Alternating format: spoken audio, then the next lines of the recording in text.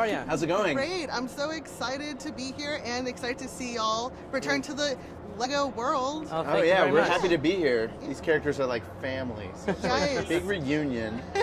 But this time you're back as producers.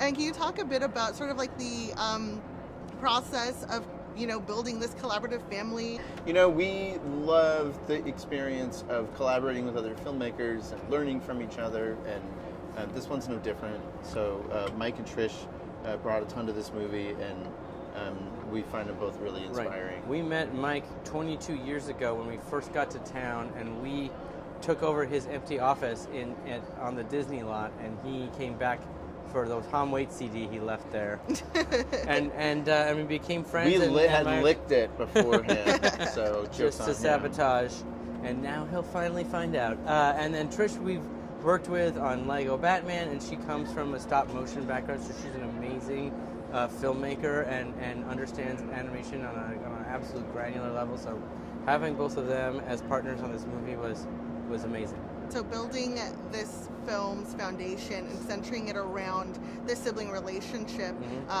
was that something that you all created together, or did you bring that ahead of time? That was something that we were talking about from the beginning, and right after the first Lego movie, we sat down and thought what's a worthy successor to the first movie, and what story do we want to tell? And we were thinking about how we kind of painted ourselves in a corner at the end of the first one, with the Duplo coming into town, and then we thought, the first movie is about the imagination of an 8-year-old boy, but years later, as he's becoming a teenager, now maybe his imagination is different. He's more interested in science fiction and hardcore, gritty, dystopian wasteland type of stuff, and now his sister would have a totally different imagination, a totally different story that she wants to tell. And what would happen if we tried to tell two stories at the same time and they kept butting into each other until they had to become one? And that seemed like a cool idea for a movie, and it turned out it was really hard to do. That's why it took so long. I've been such a big fan of yours since Cloudy, Oh, when thanks. you guys had a Foodiverse and We then did. Yeah. Legoverse, Yes. Spider-Verse. Yes, we're And just I- a lot of verses. Yes, all the verses. We're What's poets. the next verse, you guys? We're gonna do a verse.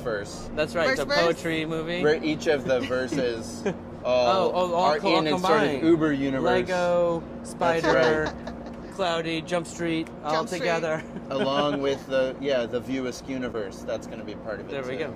And how has your approach sort of evolved in bringing new ideas to all these different stories while still honoring the values of what they're known for? It helps when you care about those things.